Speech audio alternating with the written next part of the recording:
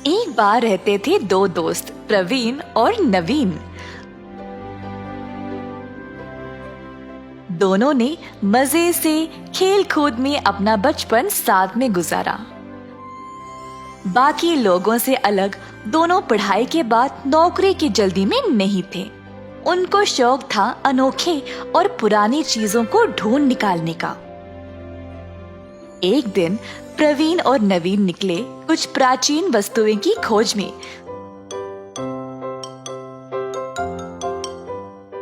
तो अचानक से उनको कोई अनोखी चीज कूड़े में मिल गई। जिज्ञासु होकर उन्होंने उस चीज को बाहर निकाला तो वो एक चांदी का छाता था। मैंने कभी भी ऐसा चमकीला छाता देखा ही नहीं। हाँ, मैंने भी। चलो इसको खोलते हैं। हाँ,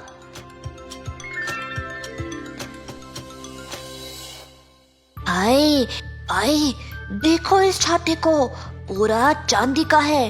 वाह, कितना सुंदर है ये।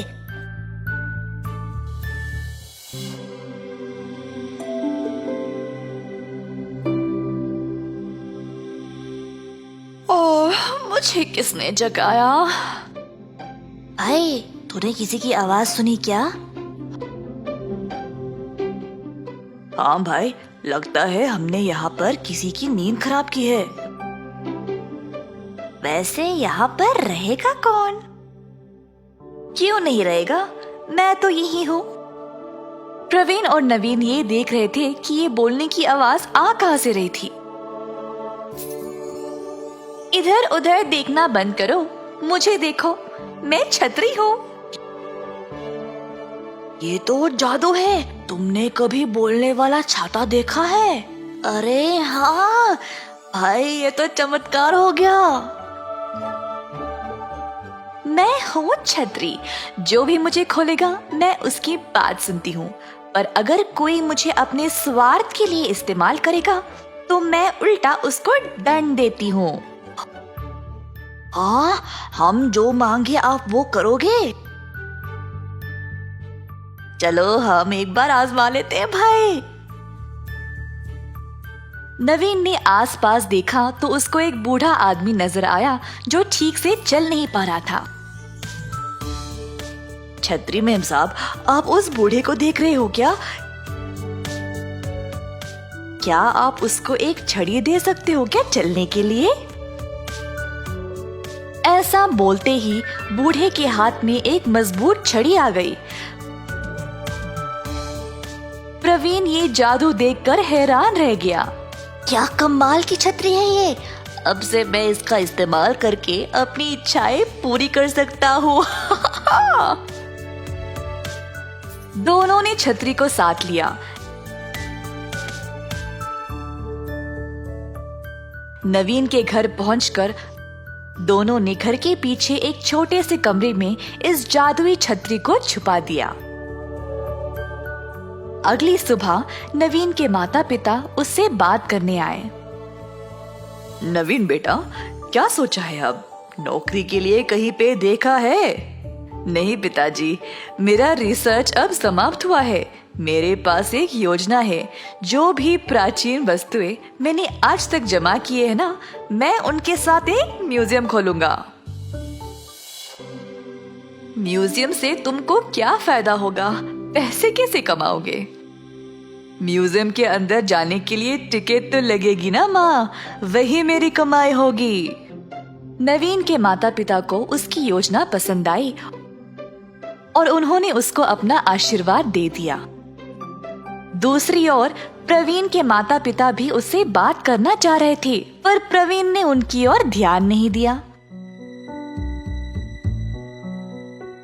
प्रवीण अपने घर से निकला और सीधा नवीन के पास आया।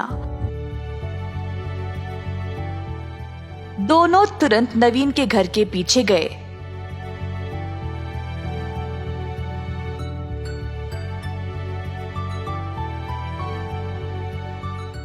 अपने गुप्त जगह से छतरी को वापस निकाला।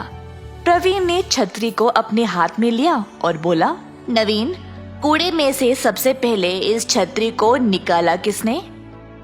तुमने? और इसको खोला किसने? तुमने भाई। तो ये छतरी किसकी होनी चाहिए? मेरी। ये क्या बोल रहे हो प्रवीण? इस छतरी को मैं तुम्हारे साथ क्यों बांटूं? इस जादू का फायदा तुमको क्यों होना चाहिए? और इसको मैं तुम्हारे घर के पीछे क्यों छुपा के रखूं? तो आप क्या करना चाहते हो तुम? ये छतरी मेरी है, तो मैं इसको अपने पास ही रखूंगा। मैं इसको खुद के लिए इस्तेमाल करूंगा। यार, जब हमें ये छाता मिला तो हम साथ में थे ना? अरे भाई, हम साथ साथ बड़े हुए हैं और अब तुम ऐसी बातें कर रहे हो, मुझे धोखा दे रहे हो। कुछ भी बोल ले, ये जादुई छतरी तो सिर्फ मेरी है। ऐसा कहकर प्रवीण ने छतरी को खोला। खोलते ही जादुई छतरी अपने आप प्रवीण के हाथ से उड़कर नवीन के हाथ में आ गई। मैं सिर्फ नवीन की बात सुनूंगी, क्योंकि ये एक ईमानदार इंसान है और स्वार्थी नहीं। तुम्हारे जैसे धोखेबाज और मतलबी इंसान के साथ मैं नहीं रहूंगी प्रवीण। मुझे लगा तो मेरा सच्चा दोस्त है प्रवीण। मुझे यकीन ही नहीं हो रहा कि तूने मुझे धोखा दिया है।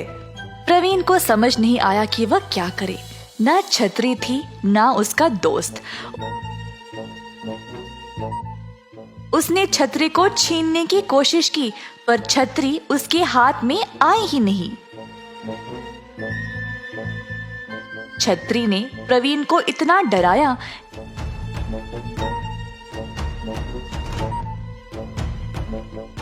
कि अंत में उसने हार मान लिया और वहां से भाग निकला। नवीन ने जैसे अपने माँ बाप को बोला था, वैसे ही उसने एक म्यूजियम खोला अपनी जमाई गई वस्तुओं का प्रदर्शन करने के लिए। उसने हर एक चीज को बहुत ही सुंदर तरीके से रखा ताकि सब लोग देखने के लिए आए जरूर। नवीन की योजना के अनुसार बहुत सारे लोग म्यूजियम पर आने लगे। नवीन अच्छे से पैसे कमाने लगा और उनको जमाने भी लगा। पर नवीन वहां पर रुका नहीं। जादुई छतरी की मदद से वह अलग अलग जगहों पर उड़ता गया ताकि वह अपने म्यूजियम के लिए और चीजें जमा कर पाए। नवीन खुशहाल तरीके से अपना जीवन बिताने लगा। प्रवीण, जिसने अपने ही दोस्त को धोखा दिया, अंत में कुछ नहीं कर पाया। उल्टा अपने माता पिता पर बोझ बनकर बैठा रहा।